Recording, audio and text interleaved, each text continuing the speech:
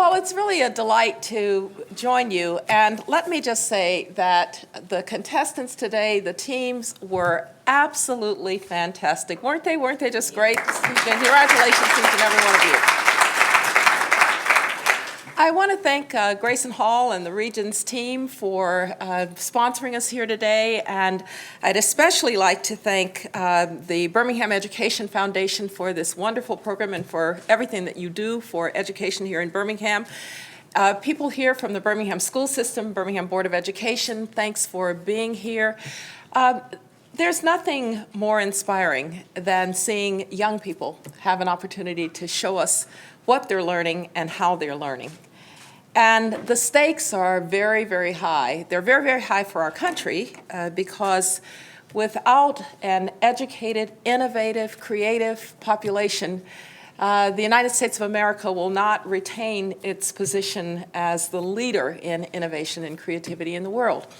I've often thought, as Secretary of State, you get to go around the world and you get to see what people admire about the United States and what concerns them sometimes about the United States. But the one thing that I've always found that they really love and admire is that we have a great national creed that is a universal creed.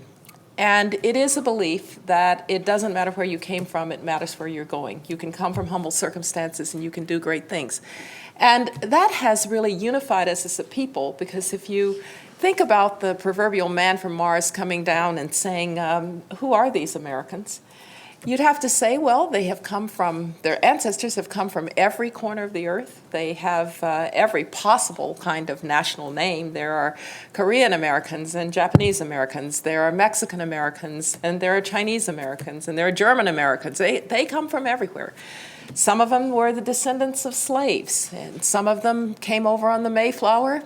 Some of them came over on ships a lot less grand than that. But they all came here seeking that great dream that it doesn't matter where you came from, it matters where you're going. Now, the man from Mars would say, so they also don't share religion. And you would say, no. They are Protestant and Catholic. They are Jewish and Muslim. They are, some of them, nothing at all. But they, too, believe it doesn't matter where you came from, it matters where you're going. And you would say, oh, that's what unites them.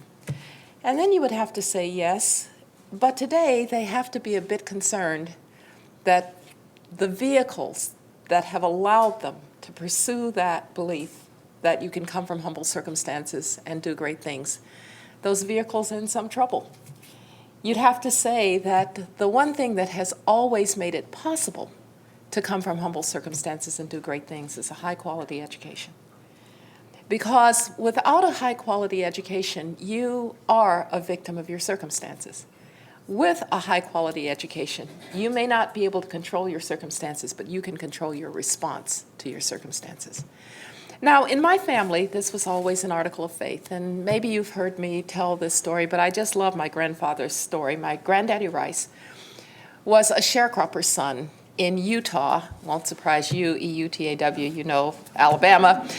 And Granddaddy Rice, when he was a young man, decided he wanted to get book learning in a college. And so he asked how a colored man could go to college, and they told him about this little Presbyterian school called Stillman College. And so he saved up his cotton, and he went off to Stillman College. And he went to school for a year, and then they said, well, you see, that's great, but you finished your first year and now you don't have any money for your second year. And he said, that's right, I'm out of cotton. They said, well, you're out of luck. But he said, so how are those boys going to school? They said, well, you see, they have what's called a scholarship. And if you wanted to be a Presbyterian minister, then you could have a scholarship too. And Granddaddy Rice said, that is exactly what I had in mind. And my family has been college educated and Presbyterian ever since. Now, the fact is, John Wesley Rice knew that that education was going to transform him into somebody he would otherwise never have been. And more importantly, he knew that not just him, but generations of Rices would be well served because they would be transformed. My father would go on to be advanced degreed and be first a high school guidance counselor and a football coach, which explains why I love football so much. And my mother, a teacher, but his sister, my father's sister, would go to the University of Wisconsin, and in 1952, she would get a PhD in Victorian literature. And she would write books on Dickens. Okay, what I do is a little odd for a black person. She wrote books on Dickens. Okay, so my family has a history of trailblazing. He knew it was going to be transforming, and it was. That's what education does. Yes, the stakes are high for our country in creativity and innovation and the ability to continue to lead. But the stakes are high also for every one of our kids, that they'll have that opportunity to be what they should be. If we really believe that every life is worthy, because there are no kings and queens in America, because we are all created equal, if we really believe that, if every life is worthy, every life is also capable of greatness. And you'll never know unless every kid has access to that high-quality education. Now, when we're giving them that chance to be educated, we need to make sure that they're finding something that they're passionate about, something they love to do. Because once you've found a passion, life is never quite the same. Not just something that you want to have a job doing, but something you really love to do. And you could see it in these kids. They love what they're doing. And somebody among this group is really going to be a great entrepreneur because you could see that they loved it, they're passionate about it. Passion is what makes getting up in the morning to do your job worth it. We need to encourage our kids to do something hard. You know, it's very easy to go through life just doing things that are easy for you.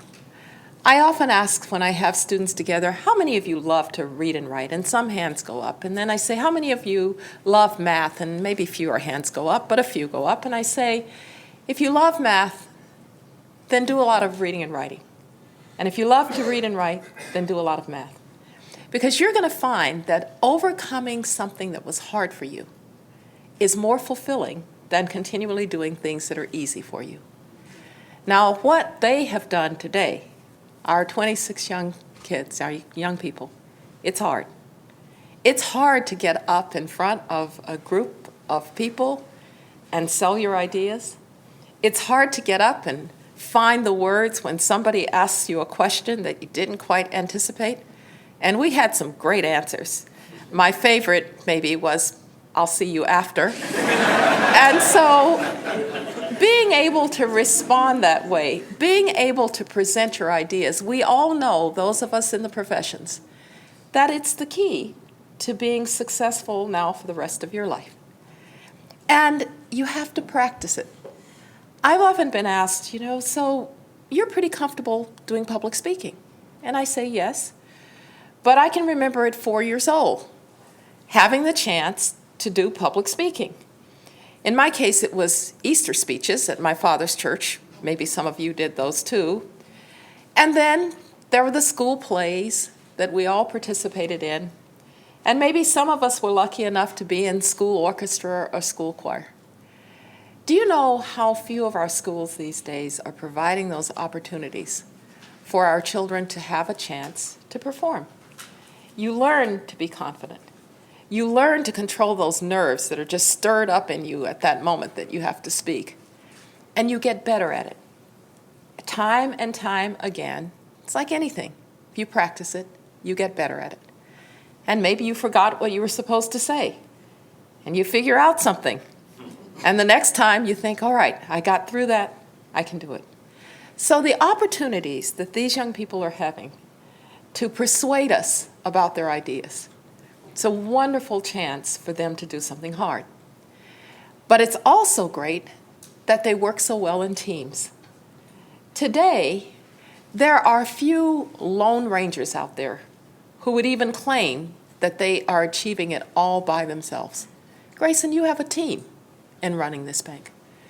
If you are in any walk of life these days, you recognize that leadership is not just leading somebody out there. It's recognizing leadership capabilities in other people and bringing them together toward a common goal. And so what we saw our students demonstrate here today is that they have put these teams together and they have worked hard. Each one has played his or her part, but in the final analysis, They are responsible together as a team for presenting these ideas and for making their case. We've also seen a little bit of performance art. And we all know that in public speaking, in presenting your case, in briefing the President of the United States, there's a little bit of performance art. You have to make it seem as if it's effortless, and you have to make it interesting. Nobody wants to listen to a boring person go on and on and on. They have learned performance art. They know how to make it interesting. So they're passionate, and they're doing something hard. And they are doing performance art, and they're showing us that they have ideas. I was interested to see that the ideas are what's on their minds. To get a good haircut. I can understand that. To be able to have a safe, fun place to go and play. Energy conservation, amazing these days. Football concussions, amazing these days. To have a compassionate place for people who are in the hospital to be with their family and friends. I mean, just wonderful, wonderful ideas that show what's on our teens' minds. And so, this exercise has demonstrated for us what it can be like to learn in a way that is unique and novel and fun, but still to learn some of life's skills. I want to say to the teachers who have shepherded them through this, thank you. Because there is nothing like the teaching profession. I know that there are people who criticize these days and maybe don't realize how really hard it is to be a teacher. I am a teacher in a university, but my parents were teachers. And there's really nothing like that person who guides you along. Teachers are on the front lines of making sure that our kids get a good, high-quality education. And I just want you to join me in thanking these teachers and every other teacher who goes to work every day to make life a little bit better for our kids.